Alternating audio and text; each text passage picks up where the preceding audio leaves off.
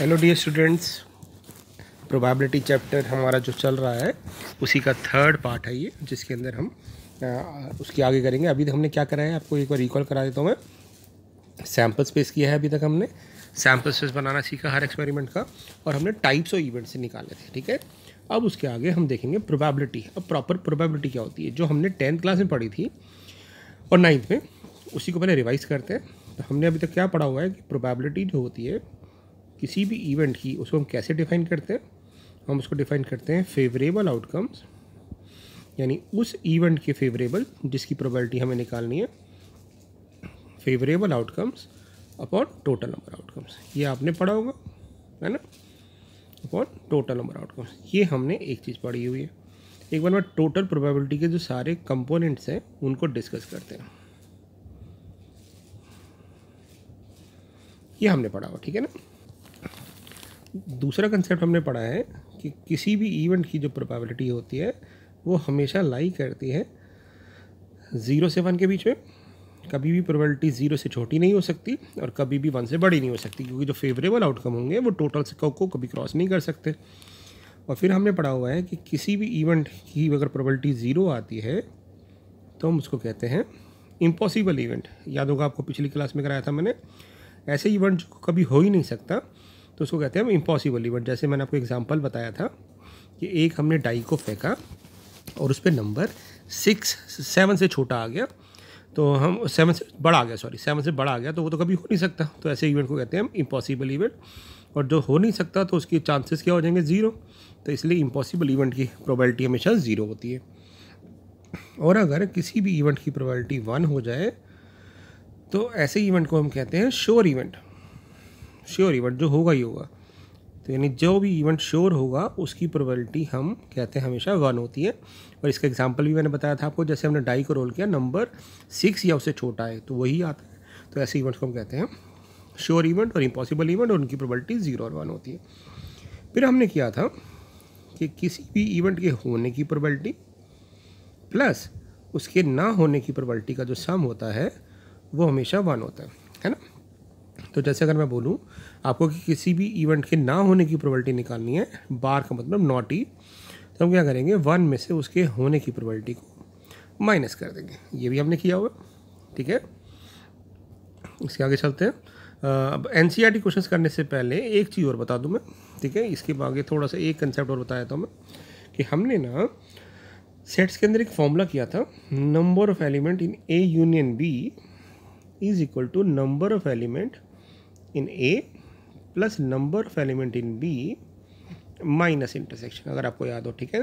तो अगर इसी फॉर्मूले में अगर मैं कहूँ ए और बी दो इवेंट है किसी एक्सपेरिमेंट में, तो इस इक्वेशन को अगर मैं NS यानी number of element in sample space से डिवाइड कर दूँ, number of element in sample space से डिवाइड कर दूँ, तो ये क्या बन जाएगा, ये पार्ट बन जाएगा probability of happening A union B. क्योंकि प्रोबेबिलिटी क्या होती है, favourable to a particular event upon total number events. तो ये ए यूनियन बी के इवेंट नंबर्स को हमने जब टोटल नंबर ऑफ इवेंट से डिवाइड किया नंबर्स एलिमेंट से, तो ये प्रोबेबिलिटी आ गई। तो यानी ये हमारा प्रोबेबिलिटी का फॉर्मूला बन जाएगा। यानी बिल्कुल वही फॉर्मूला होगा जो हम सेट्स में करते थे, बट यहाँ पे ये प्रोबेबिलिटी आ जाएगा वर्ड। तो आपको ये फॉर्मूला भी याद रखना है, बहुत जगह लगेगा। और ये आपको ये रिकॉल करा देता हूँ मैं। यूनियन का मतलब होता था और, यानी या तो ए होगा या बी होगा, इसको हम एटलीस्ट भी कहते हैं। और इंटरसेक्शन होता था एंड, ए होगा और बी होगा, यानी दोनों। तो ये हम एक फॉर्मूला याद रखेंगे, ठीक है। एक और चीज़ याद रखनी है आप, हो सकता है आपसे पूछें कि ना इसकी प्रोबेबिलिटी बताओ, ए बार इंटरसेक्शन बी, इसका मतलब है कि बी हो रहा है ए नहीं हो रहा। इसको कैसे रीड करेंगे, B but not A, B हो रहा है बट ए नहीं हो रहा। तो इसको कैसे याद रखेंगे, वैसे इसका फॉर्मूला है, बट मैं पहले समझाता हूँ आपको, ध्यान से देखना। ये ए इवेंट है, ये बी इवेंट है। वो कह रहा है बी हो बट ए ना हो, यानी बी तो हो बट ए का कोई पार्ट नहीं आए, यानी इसका मतलब ये वाले पार्ट की बात कर रहे हैं, क्योंकि इस वाले पार्ट में तो ए आ जाएगा, तो ये नहीं होना चाहिए, बी हो बट ए ना आए। तो ये पार्ट हम कैसे निकालेंगे, तो हम देख रहे हैं कि ये पार्ट हम निकाल पा रहे हैं, बी की प्रोबेबिलिटी में से इंटरसेक्शन की प्रोबेबिलिटी माइनस कर देना, क्योंकि ये रीजन हमारा इंटरसेक्शन होता है। तो हम इसका फॉर्मूला इस तरह से डराइव कर सकते हैं, या अगर भूल जाए तो ऐसे निकाल सकते हैं। ऐसे ही पूछा जा सकता है आपसे, इसकी प्रोबेबिलिटी निकालो, ए आए बट बी ना आए। तो अब ए आए बी ना आए का मतलब है ये पार्ट निकालना है आपने, ये जो डॉटेड पार्ट है, ठीक है। मैं इसको किसी और कलर से कर देता हूँ। ये वाले पार्ट की बात करें, ये पार्ट निकालना, तो ये पार्ट बिल्कुल वैसे ही है कि इसको कैसे निकालेंगे, हम कहेंगे कि ए की प्रोबेबिलिटी में से इंटरसेक्शन हमने माइनस कर दिया, तो इसका फॉर्मूला हो जाएगा probability of A minus A intersection B. उसके बाद दो फॉर्मूले आपने और याद रखने हैं, एक ये और एक ये। हो सकता है आपसे पूछा जा सके, नहीं तो 12th क्लास में यूज़ होंगे दो फॉर्मूले।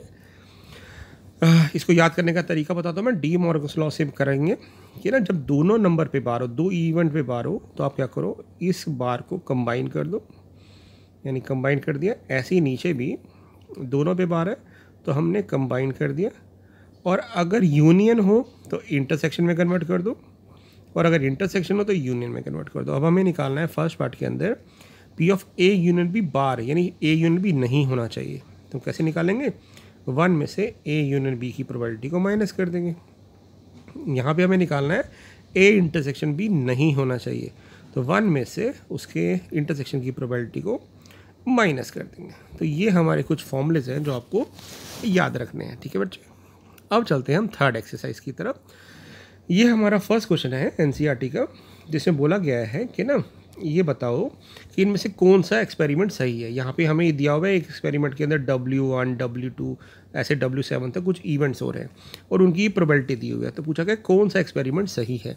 तो बेसिकली हमें चेक करना है कि टोटल प्रोबेबिलिटी का सम 1 आना चाहिए, क्योंकि हमने ना ये ध्यान भी रखना है कि कभी भी कोई एक्सपेरिमेंट होता है तो उस एक्सपेरिमेंट के अंदर जब हम सारे इवेंट्स को ऐड करते हैं तो उन सब का सम 1 आना चाहिए। जैसे डाई का एग्जांपल ले लो, डाई पे जब हम डाई को रोल करते हैं तो या तो 1 आता है, या 2 आता है, या 3 आता है, या 4 आता है, 5 आता है, या 6 आता है, और हर एक की प्रोबेबिलिटी 1/6 है।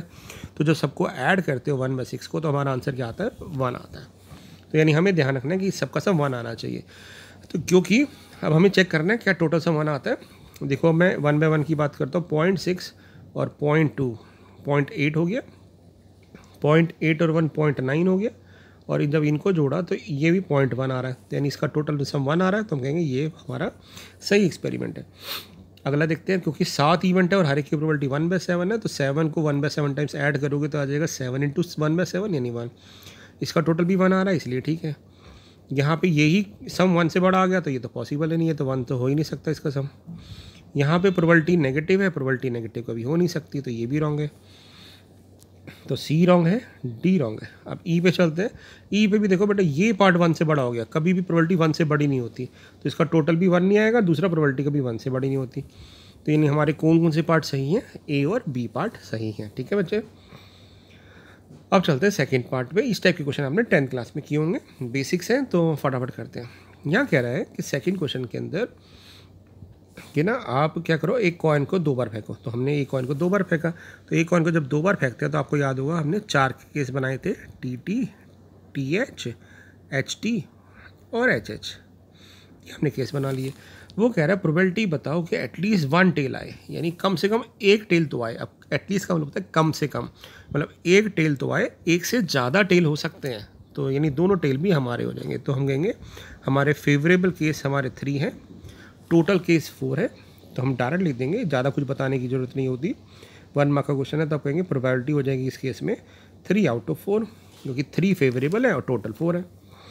ऐसे ही चलते हैं थर्ड एक्सपेरिमेंट पे। नहीं कह रहे एक डाई को फेंका, तो जब हम डाई फेंकते हैं तो हमारे पास नंबर आता है 1 2 3 4 5 6, ठीक है ना, 1 2 3 4 5 6। अब वो कह रहा है कि प्रोबेबिलिटी बताओ कि प्राइम नंबर आया। अब प्राइम नंबर कौन से होते हैं, तो हम कहेंगे प्राइम नंबर हमारे होते हैं 2 3 और 5। यानी पहले पार्ट की जो आंसर आ जाएगा थर्ड क्वेश्चन में, वो प्रोबेबिलिटी हो जाएगी हमारे पास 3/6 सॉरी, क्योंकि 3 केसेस फेवरेबल है, टोटल 6 है, तो इसको सॉल्व करके 1/2 भी लिख सकते हैं। सेकंड केस की बात करते हैं। सेकंड केस की बात करते हैं। सेकंड केस है हमारा नंबर ग्रेटर देन 3 आए या इक्वल हो। तो इसका मतलब 3 होगा या उससे बड़ा नंबर होगा। तो यानी इसका मतलब 3 भी आ सकता है, 4 भी आ सकता है, 5 भी आ सकता है, 6 भी आ सकता है। तो हम कहेंगे इसका मतलब है हमारे फेवरेबल केस हो गए 4 केसेस, क्योंकि 3, 4, 5, 6 और प्रोबेबिलिटी होती है फेवरेबल अपॉन टोटल, तो 2/3 आ जाएगी। थर्ड केस की बात करते हैं। थर्ड केस है नंबर लेस देन और इक्वल टू 1, 1 से लेस हो, 1 से लेस तो कभी होता ही नहीं है, तो या इक्वल हो, तो एक ही केस आएगा। तो थर्ड केस के अंदर प्रोबेबिलिटी जो हो जाएगी हमारी वो हो जाएगी 1/6।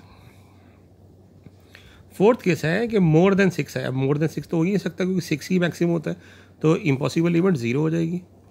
और फिफ्थ केस है हमारा कि प्रोबेबिलिटी में लेस देन 6 आए, 6 से कम आए, तो 6 से कम ये 5 केसेस है, तो प्रोबेबिलिटी 5/6 हो जाएगी। तो इस तरह से हम ये प्रोबेबिलिटी को सीख सकते हैं।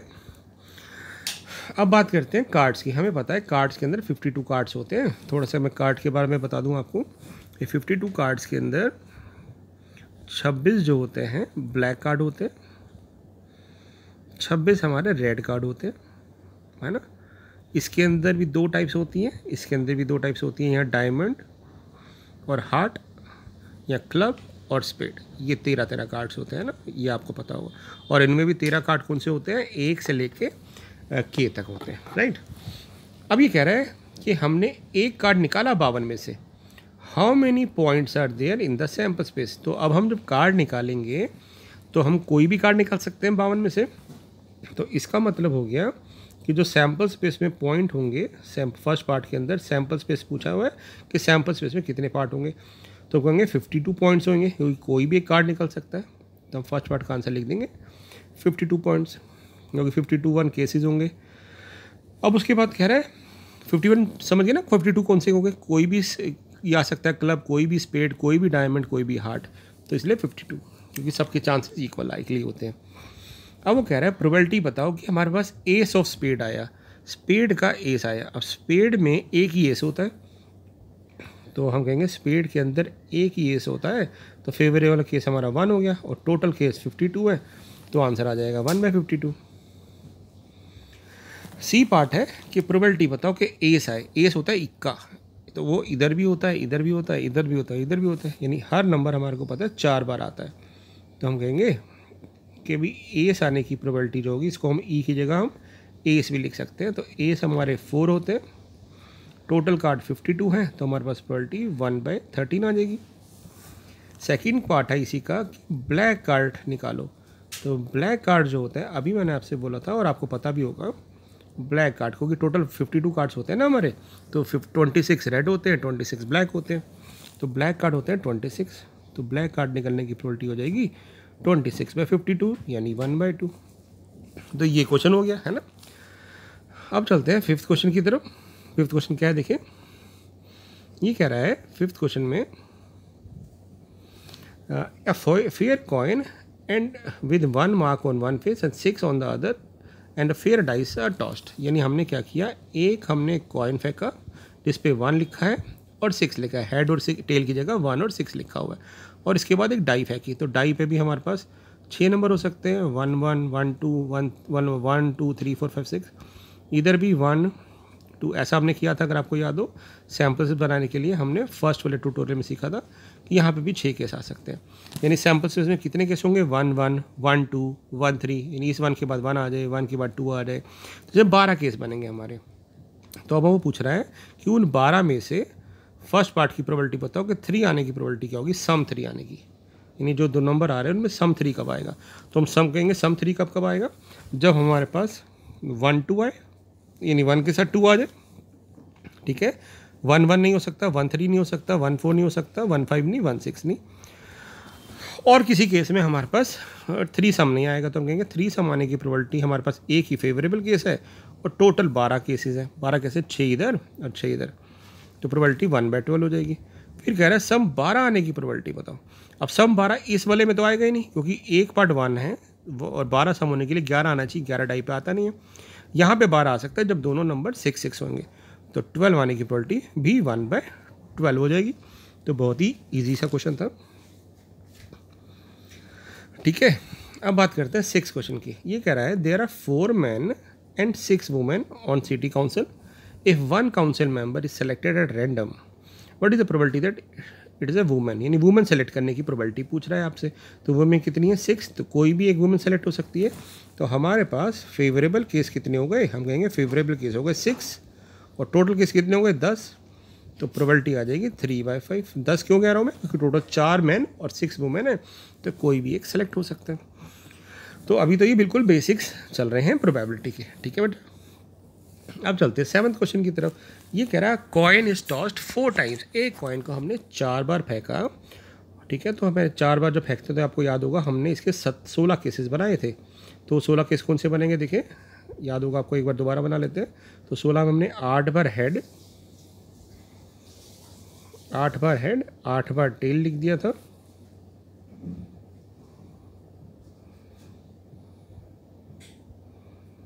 एक 2 3 4 8, फिर 8 का दोगे 4, 4 बार हेड, 4 बार टेल लिखा था। यहाँ पे भी 4 बार हेड, 4 बार टेल लिख दिया था। फिर 2 बार हेड आया था, 2 बार टेल आया था, 2 बार हेड आया था, 2 बार टेल आया था, और फिर हमारे पास एक एक केस था। तो इस तरह से हमने 16 केसेस बना लिए थे वेरी इजीली, बिना कुछ ज़्यादा सोचे, है ना, याद होगा आपको। अब क्वेश्चन क्या है, कह रहा है एक कॉइन को हमने 4 बार फेंका तो हमने 16 केस बना लिए। अब वो कह रहा है कि पर्सन ना 1 रुपये जीतता है जब उसके पास हेड आता है, और 1.5 रुपये लूज़ कर देता है जब उसके बाद टेल आता है। यानी हेड आने पे 1 रुपये मिल रहा है, हेड आने पे +1 रुपीज़ हो रहा है, और टेल आने पे -1.5 हो रहा है, यही समझ लेते हैं। तो यहाँ पे अमाउंट कैसी कैसी मिल सकती है एक बार देखें जरा। तो जब चारों हेड आए पहले केस में, तो 1 रुपये 1 पे मिल रहा है, तो 1 1 1, तो 4 रुपये मिल जाएंगे हमें यहाँ पे। अब यहाँ पे क्या हो रहा है कि 3 हेड मिल रहे हैं, 3 हेड पे 3 रुपये मिल गए, और 1.5 रुपया चला गया टेल आने पे, तो यानी 1.5 रुपीज़ मिला, है ना। तो 3 हेड वाले और केस भी देख लेते हैं। अगले वाला भी 3 हेड का ही केस है, तो इसमें भी 1.5 रुपये मिलेगा। अब है अगले, उससे अगला वाला है 2 हेड, 2 हेड पे 2 रुपये मिले, और 1.5 रुपया एक टेल पे जा रहा है इस वाले में, तो 1.5 और 1.5 3 रुपये चले गए और 2 रुपये आए, तो we get 2 rupees and lost 3 rupees, तो यानी -1 हो गया। अगला केस है 3 हेड वाला, तो +1.5 सेम आएगा। फिर है 2 हेड वाला, तो -1 आएगा। फिर से 2 हेड वाला केस -1 आएगा। अब अगला केस है 3 टेल, तो 3 टेल, एक टेल पे 1.5 जा रहा है, 3 टेल पे 4.5 रुपये चलेंगे, 4.5 और 1 रुपया आ गया, तो -3.5 रुपये हो गए। अगला है 3 हेड वाला केस, 3 हेड वाले में +1.5 आया था। फिर 2 हेड वाले में 1 रुपया माइनस हुआ था, फिर -1 हुआ था। फिर 3 टेल वाले में -3.5 हुआ था, फिर -1 हुआ था, फिर -3.5 हुआ था, और फिर -3.50 हुआ था 3 टेल वाला, और 4 टेल आ गए, तो 1.5 रुपये एक पे खो रहा है, तो इस पर 6 रुपये चले जाएंगे। ये हमने पहले कैलकुलेट कर लिया अमाउंट।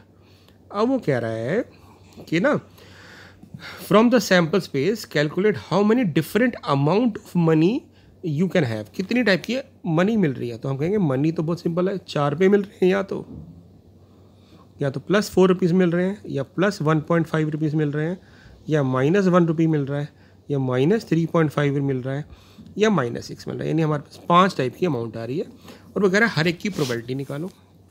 तो हम कहेंगे 4 रुपये मिलने की प्रोबेबिलिटी, तो 4 रुपये सिर्फ एक ही केस में मिल रहे हैं, तो प्रोबेबिलिटी हो जाएगी 1 केस आउट ऑफ 60। अब हम कहेंगे कि +1.5 रुपये का मिल रहा है, तो 1.5 रुपये जो मिल रहा है ना, 1 2 3 और 4 केस में मिल रहा है, तो प्रोबेबिलिटी 4/16 हो गई।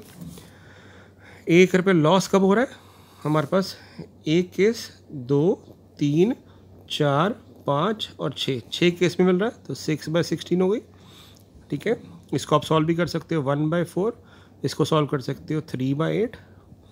उसके बाद 3.5 रुपये कब जा रहे हैं हमारे पास, 3.5 रुपये जा रहे हैं, 1 केस 2 केस 3 केस और 4 केस, 4/16। और लास्ट 6 रुपये कब जा रहे हैं, वो एक ही केस में आ रहा है, 1/16।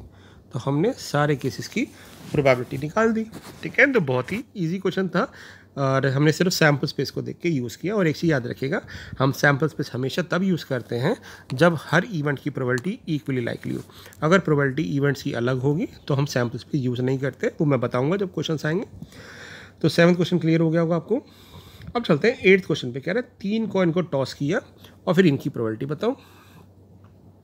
ठीक है, तो एक बार देखें 8th क्वेश्चन को अभी कर लेते हैं यहाँ पे। तो 8th क्वेश्चन की बात करते हैं। तो 8th क्वेश्चन में हम 3 कॉइन को टॉस कर रहे हैं ना बेटा, 3 कॉइन को टॉस कर रहे हैं। तो ना 3 कॉइन को जब टॉस करेंगे तो हमारे पास 8 केसेस कौन से बनेंगे, तो हम वही 8 होता है तो 8 का आधा, 4 हेड 4 टेल, फिर 2 बार हेड 2 बार टेल, 2 बार हेड 2 बार टेल, और फिर 1 बार हेड 1 बार टेल 1 बार हेड 1 बार टेल। ये हमारे 8 केसेस बनेंगे, है ना। इसमें एक और चीज़ बता देता हूँ, ये तो हो गए सैम्पल स्पेस। एक आपको याद रखना, एक पास्कल ट्राइंगल होता है। पास्कल ट्राइंगल इस तरह से बनता है 1 1 to 1। ये बाइनोमियल में है बट बाइनोमियल कट चुका है, तो मैं सिर्फ आपको पास्कल ट्राइंगल बना रहा हूँ। ऐसे पास्कल ट्राइंगल बनता है, 1 आता है, फिर 1 2 1 होते हैं, और फिर 1 और 2 का सम 3, 2 और 1 का सम 3। यानी स्टार्ट तो 1 और 1 से होता है, बीच में इनका सम आता है। जैसे अगला वाला स्टार्ट 1 से होगा, 1 पे ख़त्म होगा, इसका सम 4 आ जाएगा, इनका सम 6 आ जाएगा, इसका सम 4 आ जाएगा। अब मैं ये क्यों बता रहा हूँ, हमें ये सब नहीं याद रखना, क्योंकि कॉइन को 3 बार फेंका है तो हम थर्ड वाली रो लेंगे 1 2 3। ठीक है, तो ये थर्ड रो हम याद रखेंगे। यानी इसका मतलब क्या, हम याद रखेंगे 1 3 3 1, ये याद रखेंगे। ठीक है, अब इसका बेनिफिट बताता हूँ मैं। ये जो 1 3 3 1 है, ये कुछ नहीं है, ये नंबर ऑफ केसेस हमें बता रहा है। यानी 0 हेड 1 हेड 2 हेड और 3 हेड के केसेस बता रहा है ये। हालांकि आप ये सैम्पल स्पेस से काउंट कर सकते हो, यहाँ से आप इधर से भी ये लिख के भी कर सकते हो। ये मैं ऑल्टरनेटिव बता रहा हूँ कि अगर आप पास्कल ट्रायंगल याद रखोगे तो क्वेश्चन आसान हो जाएगा आपके लिए। अब ज़रूरी नहीं है 0 हेड वाला केस हो, आप ये भी कह सकते हो कि 0 हेड है तो अल्टीमेटली 3 टेल होंगे, ये 2 टेल वाला केस होगा, ये 1 टेल वाला केस होगा, और ये 0 टेल वाला, क्योंकि अगर 3 हेड आएंगे तो 0 टेल आएंगे।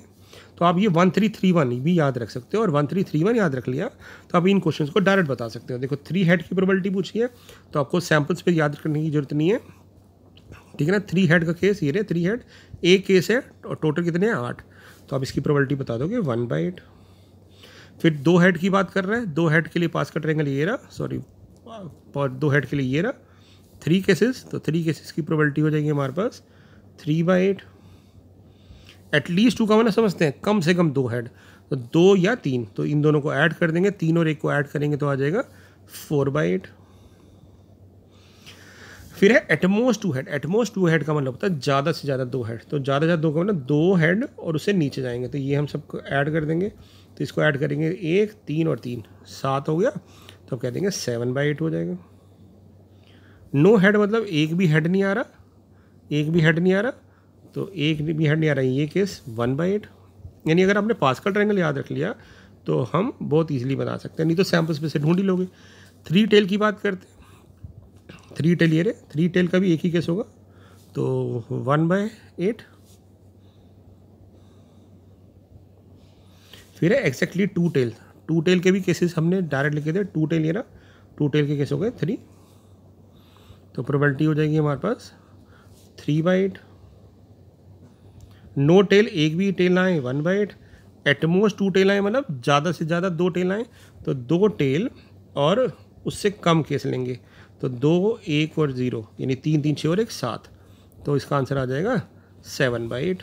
तो इस तरह से हम इसको कर सकते हैं, तो ज़्यादा मुश्किल नहीं है, ये सारी चीज़ें बहुत इजी सी है, तो अब आप इनको कर लोगे, है ना। 2 क्वेश्चन और करते हैं, फिर इसको ओवर करते हैं, फिर बाकी पार्ट हम अगले ट्यूटोरियल में डिस्कस करेंगे। 9th क्वेश्चन देखिए बहुत ईजी है। If 2/11 is the probability of an event, what is the probability that it is not happening. तो हमने पढ़ा था कि किसी भी इवेंट के ना होने की जो प्रोबेबिलिटी होती है, यानी यहाँ पे ये ए इवेंट है, तो ए के ना होने की प्रोबेबिलिटी कैसे निकालेंगे, 1 में से उसके होने की प्रोबेबिलिटी, तो 1 में से 2/11 माइनस कर दिया, तो आंसर आ गया 9/11। ठीक है ना। ओके, लास्ट क्वेश्चन करते हैं।